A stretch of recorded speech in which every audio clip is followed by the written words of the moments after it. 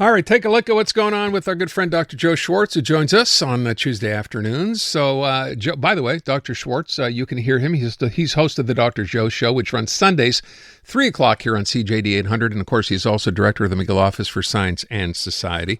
Joe, let me start off with this. I'd never heard of this before, but here, if you need something new to worry about, the risk of bacteria in your shopping cart. What's this about?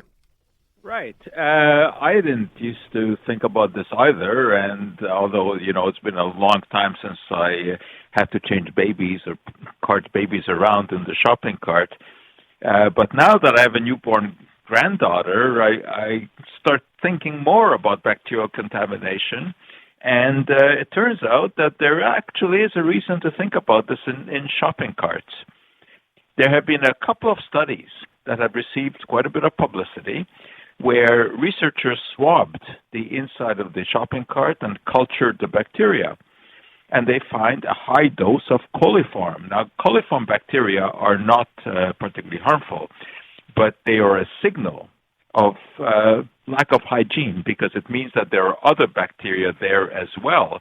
And indeed, when they swabbed more carefully and cultured the different kinds, they did find that there was salmonella, staphylococcus, and listeria, all kinds of bacteria that can, in theory, cause disease.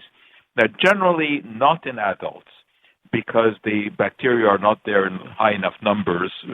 We have a pretty sophisticated immune system, and unless you're immune compromised, it really shouldn't be an issue.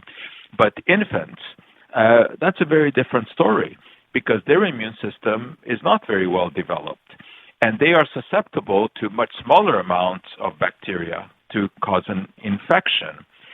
And it turns out that if you are putting your infant into the cart, there is the chance of infection. How come? Where do bacteria come from in that cart? Well, all produce contains some bacteria, whether you're putting carrots in there or celery or whatever. If it is not wrapped in plastic and you're putting it in your cart, some bacteria will transfer to the cart. The other issue is that someone else may have been carting their baby around in that cart, and that kid may have been diapered and may have left the calling card behind, which is then transferred. Jeez. And so there was one study where they actually did a case control. Now, case control is when you take a look at people who are suffering from some problem and you compare them to others who don't have the problem and you question what were they doing.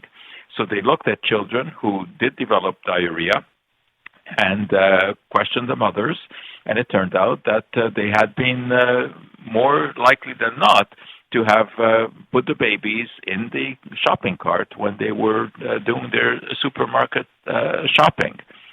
So what's the story here? I think don't put an infant in your shopping cart. Why? For two reasons. One is what they could pick up from the cart, and the other is for what they may be leaving behind for the next customer. But as I said, this is not a serious concern for adults because we can handle the amount of bacteria that are there. Although I think it's probably a pretty good idea to wipe the handle of the cart before you use it, because you never know where the hands of the person who were pushing that cart around before were. Oh my God, Joe.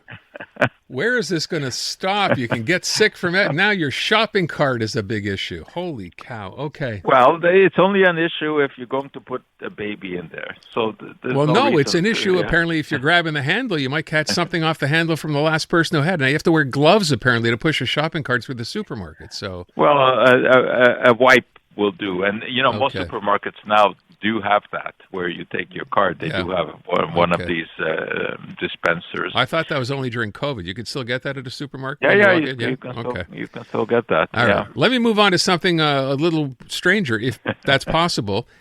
So you're telling me there is a wellness center in Montreal that's promoting sitting in a giant egg-shaped capsule. Why?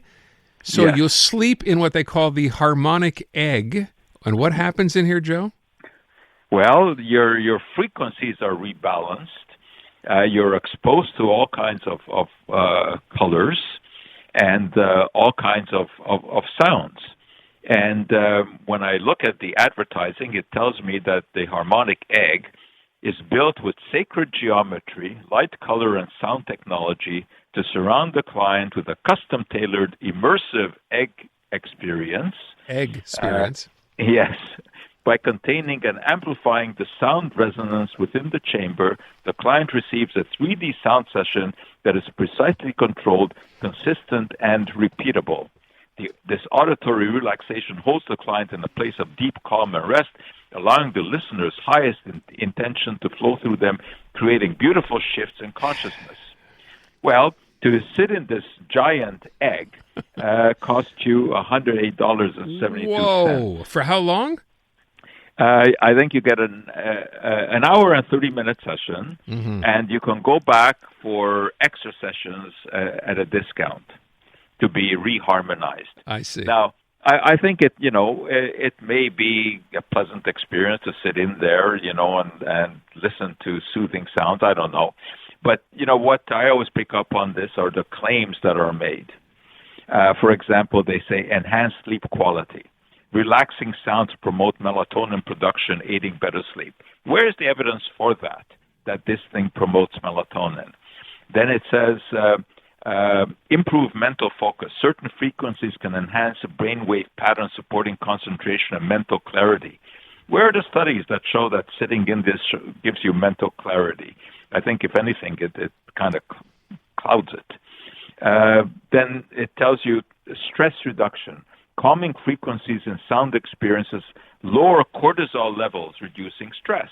Well, again, these things are measurable. Yeah. You can measure blood cortisol levels, but there is not a single study that I have come across that justifies any of these claims. There are other things and, other modalities that they offer in this center. You can step on a sort of bouncing things like a mini trampoline, which supposedly has therapeutic effects, or you can go into an infrared sauna, or you can step on some plate that electronically vibrates you. I got one of those. And of course you can also sign up for sessions of homeopathy and clairvoyance. They have a clairvoyant apparently on staff. Well, so all these wonders that are out there, and of course they are ready to take your money and tap into you sitting in this therapeutic egg. The harmonic egg. And who would want to do that? Okay. Yeah, you can actually, if you want to start a business, you can buy this harmonic egg also. Oh. Yeah. At a reasonable price, I'm sure. Yeah, I think it's in the ballpark of $15,000. Of course, yeah. Yes. Don't put this in your shopping cart. By the way, you mentioned those shaking plates. I actually have one of those. Is there any benefit from those at all that you're aware of? Not that I'm aware of. That's too bad. What does it do for you? Nothing. It shakes. Right. It kind of moves all your muscles all at once, right? It forces you to kind of balance. So I figured it can't be a bad thing. And go to the bathroom after? No, there's no bathroom trip involved, no. No, okay. But they say, I read a long time ago, they're pretty good. John Harvey Kellogg, in his sanitarium in Battle Creek, Michigan, had this kind of pommel horse that you would sit on that would shake you up and down. And the reason there was to dislodge stuff in your colon so that you would go to the bathroom. Yeah, this does not do that, I'm afraid. There's no sitting. You just stand on it. So there's none of that benefit. Okay, there you go. Joe, thank you very much. Appreciate it. Good talking to you as always.